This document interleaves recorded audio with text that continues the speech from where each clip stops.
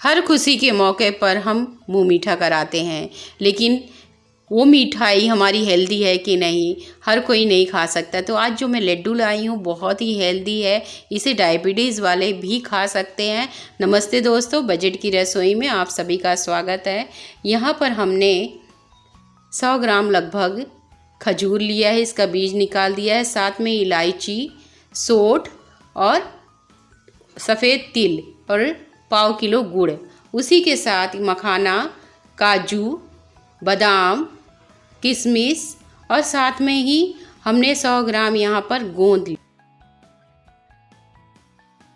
200 ग्राम अलसी ली है, ये रोस्टेड अलसी है, आराम से कोई भी किराने की दुकान पे मिल जाती है। और 250 ग्राम यहाँ पर हमने गेहूं का आटा लिया हुआ है। अलसी हमारी रोस्टेड है या भुनी हुई है, लेकिन थोड़ा सा हम इसे गरम करेंगे जिससे कि आसानी से ये ग्राइंड हो सके। अब कढ़ाई में तेल डालेंगे और आधा चम्मच और मखानों को हम यहाँ पर भून लेंगे इस तरह से।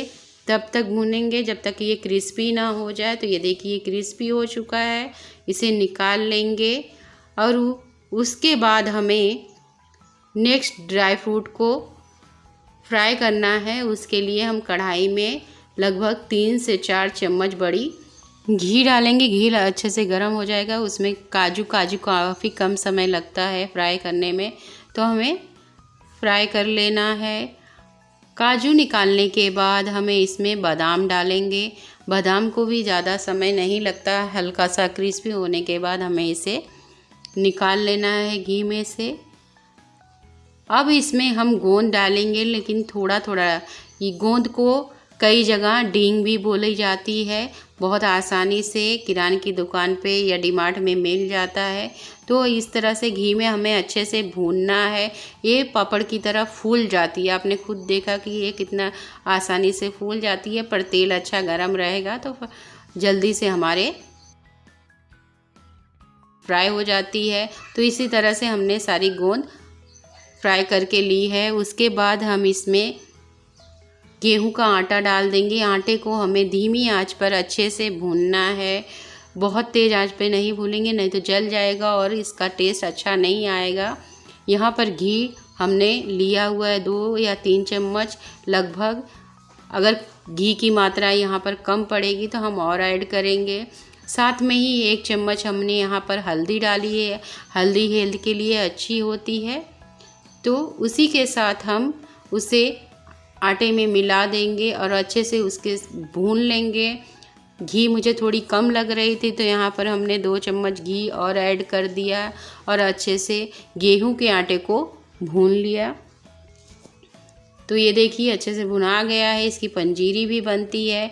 अब एक मिक्सर जार लेंगे, सौंठ और इलायची को अच्छे से पीस लेंगे और बड़े छन्ने या चलनी से आप इस तरह से चाल सकते हैं। तो इस तरह से चालेंगे तो जो बड़ा बड़ा पार्ट है इसके निकल जाएगा और जो पाउडर है वो हमें मिल जाएगा। तो एक्स्ट्रा जो बड़ा बड़ा पार्ट है उसे फेंकना नहीं है, बल्कि उसे चाय के डिब्बे में डाल देना है इस तरह से।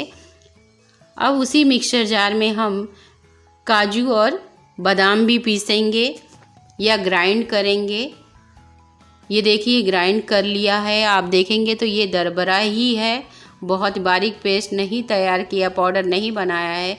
अब उसी मिक्सर जार में हमें मखाना को भी ग्राइंड कर लेना है और उसे दरबरा ही पीसना है। हमें यहाँ पर जो भी ड्राई फ्रूट पीस रहे हैं या ग्राइंड कर रहे हैं उसे दरबरा ही पीसना है, बहुत बारीक पाउडर फॉर्म में हमें नहीं बनाना है। तो यहाँ पर अलसी को भी मैंने पीस लिया हुआ है, आपको दिखाती हूँ कि ये किस तरह से अच्छे से ग्राइंड हुआ है। अब आप गोंद को है इस तरह से कटोरी से दबा दबा कर पीस सकते हैं, लेकिन मैं आप सजेस्ट करूँगी कि मिक्सर जार में ही आप पीस लें। या अब इस तरह से आपको दरबरा उसका जो क्रंची टेस्ट है, अगर आपको वैसा चाहिए तो आप इस तरह से कटोरी से करें, नहीं तो मिक्सर जार में इसे पीस सकते हैं। इसी के साथ 50 ग्राम मैंने यहाँ पर नारियल का बुरादा लिया हुआ है। सौंठ जो हमने पीस कर रखी थी, सौंठ और इलायची, उसे ऐड कर देंगे इसमें। इसी के साथ हमने जो खजूर रखा था उसे ऐड करना है। यहाँ पर हम सफ़ेद तिल ऐड करेंगे, लेकिन उसे थोड़ा सा भून लेंगे। तो सारी चीज़ों को हमें ऐड करके अच्छे से मिला देना है। आप लोगों से एक छोटी सी रिक्वेस्ट है, अगर आपको रेसिपी थोड़ी सी भी पसंद आए तो वीडियो को लाइक, सब्सक्राइब, शेयर कीजिए।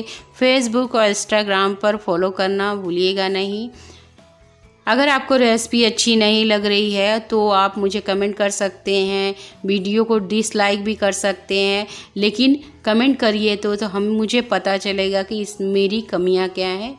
साथ में ही हमने यहाँ पर वाइट तिल को भून लिया हुआ है, सफ़ेद तिल को भून लेना है। अब कढ़ाई में हम गुड़ डालेंगे और गुड़ को हमें यहाँ पर मेल्ट करना है। हमें बहुत ही चिक्की फॉर्म में नहीं बनाना है। तो यहाँ पर आधा चम्मच मैंने लगभग पानी डाल दिया हुआ है, जिससे कि गुड़ जले नहीं और आसानी से मेल्ट हो जाए।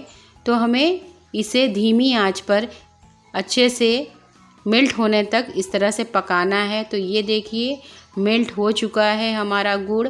बहुत ही हमें इसे चिक्की जैसा नहीं करना है। तो यहाँ पर मेल्ट हो गया है। तो अब गैस की फ्लेम को हम बंद कर देंगे और उसके बाद इसमें आटा ऐड करेंगे, उसे मिला लेंगे। पहले अक्सर छच्चा बच्चा होने पर औरतों के लिए खासकर लड्डू बनाया जाता था, जहाँ हमारी दादी और नानियाँ बनाया करती थी। अब तो बहुत ही रेयर देखने को ये लड्डू मिलता है, लेकिन ये लड्डू काफ़ी एनर्जियल होता है। खासकर जो जॉब पे जा रही हैं महिलाएं, अगर वो एक लड्डू खाती हैं तो पूरे दिन उनके थकान बिल्कुल भी नहीं रहेगा। इसमें हर चीज़ को मैं यहाँ पर ड्राई फ्रूट हुआ, कैल्शियम, मिनरल, प्रोटीन से भरपूर है। साथ में ही गुड़, अलसी जो बालों के लिए बहुत ही हेल्दी होता है। तो मेरे कहने का मतलब यही है कि इसे डायबिटीज़ वाले भी खा सकते हैं।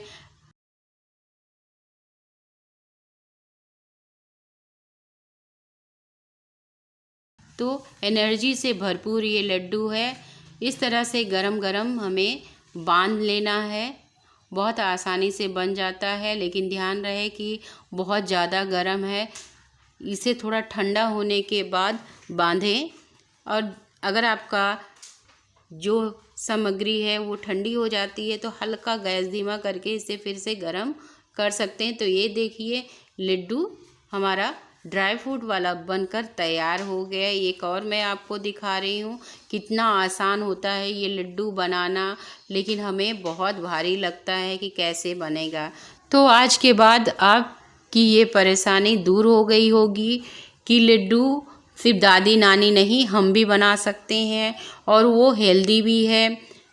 आप कभी भी कहीं पर भी एक लड्डू खा लीजिए, फुल दिन भर एनर्जी से भरपूर रहेंगे। तो आपको कैसी लगी ये मेरी टेस्टी रेसिपी, हेल्दी रेसिपी? त्यौहार हो या ऐसे भी खुशी का मौका हो, किसी को आपको गिफ्ट करना है तो ये दीजिए और आप यकीन नहीं करेंगे कि दूसरी बार आपसे वो ज़रूर इस बात का डिमांड करेगा। तो यहाँ पर मैंने थोड़े से इसे काजू या बादाम से डेकोरेट कर दिया है। तो ये लीजिए हमारा टेस्टी ड्राई फ्रूट वाला लड्डू, गोंद वाला लड्डू, अलसी वाला, आपको जो कहना है कह सकते हैं, लेकिन ये एनर्जी से भरपूर है।